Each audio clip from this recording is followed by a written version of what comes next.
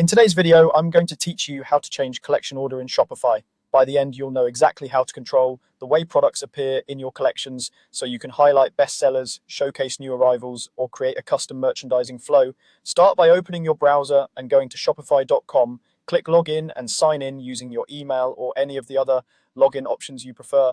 Once you're in your Shopify admin, look to the left-hand sidebar and click Products, then select Collections. This is where all your collections live, including automated and manual ones. Click the specific collection you want to reorganize. On the collection page, scroll down until you see the product list. Just above that list, look for the sort drop-down. This control determines the default order customers see when they land on that collection in your store. Click the drop-down and choose the sorting method that fits your goal.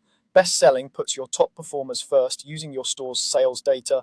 Price, low to high, and price, high to low are great when your customers shop by budget.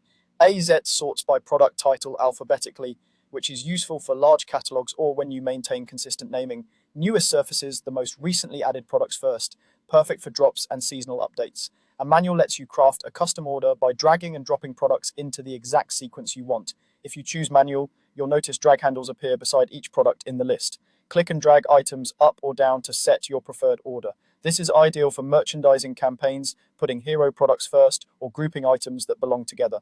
Your changes save automatically as you reorder, and newly added items typically appear at the end until you move them where you want. A couple of helpful notes as you work. Your chosen sort order becomes the default for that collection, but some themes also allow customers to change sorting on the storefront. That's normal.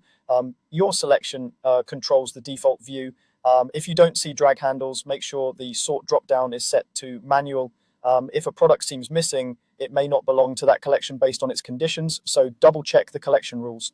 For automated collections, manual still works. You can reorder the products even though the membership is driven by rules. When you're done, refresh your storefront's collection page to confirm the new order is live. That's it, quick, simple, and effective. Now you can fine-tune your collections to guide shoppers exactly where you want them to go.